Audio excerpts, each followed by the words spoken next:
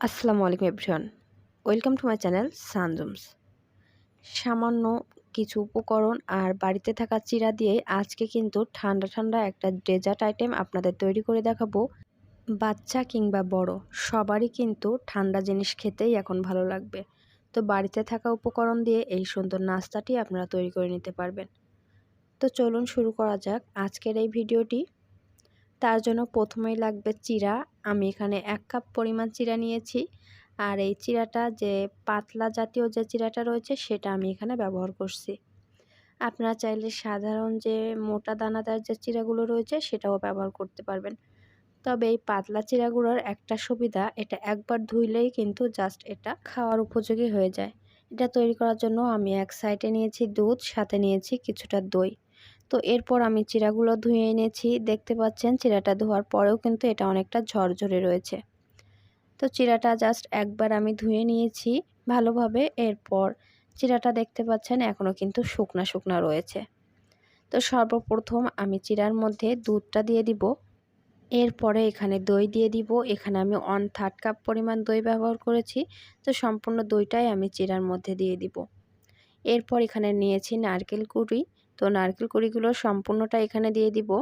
এখানে 1/2 কাপ পরিমাণ নারকেল কুড়ি রয়েছে। তো সম্পূর্ণটা চিড়ার সাথে দিয়ে এবার চিড়াটা কিন্তু একটু ভালোভাবে মিশিয়ে নিলাম।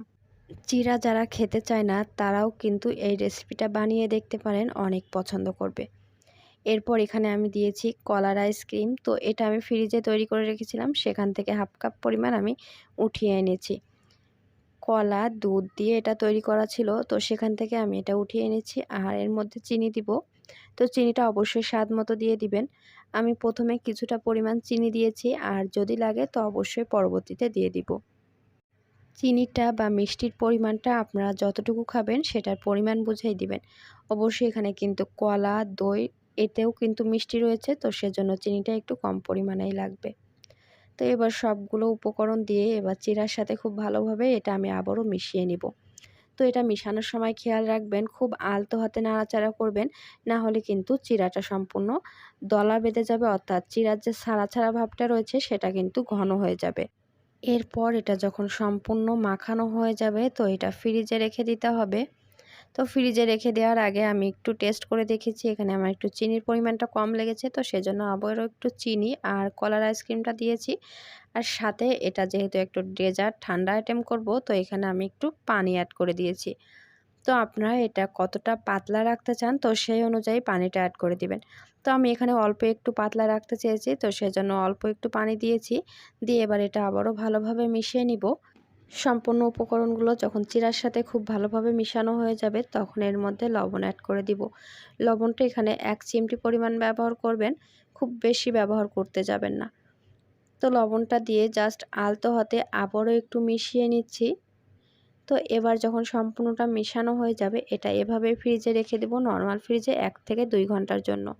তবে তার আগে এটার স্বাদটা আরও একটু বেশি ভালো আনার জন্য এখানে আমি ব্যবহার করেছি নারিকেলের গুড়।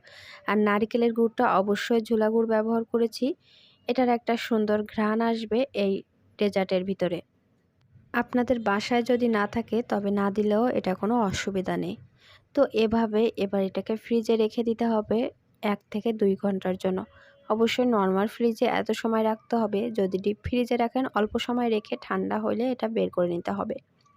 ফ্রিজ থেকে বের করার পর দেখতে পাচ্ছেন এটা দেখতে ঠিক এরকম হয়েছে, আর উপরটাও কিন্তু বেশ সুন্দর লাগছে। এরপর আপনারা চাইলে এটা পরিবেশন করতে পারেন। আমি একটু চামচ দিয়ে এটা উঠিয়ে নিলাম। দেখতে পাচ্ছেন এটা দেখতে কতটা সুন্দর হয়েছে, আর খেতেও কিন্তু অনেক মজার।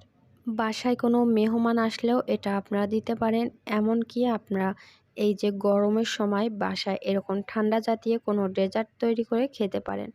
এটা খেতে কিন্তু অনেক মজার হয়। এভাবেই একদিন বাসায় তৈরি করে দেখতে পারেন।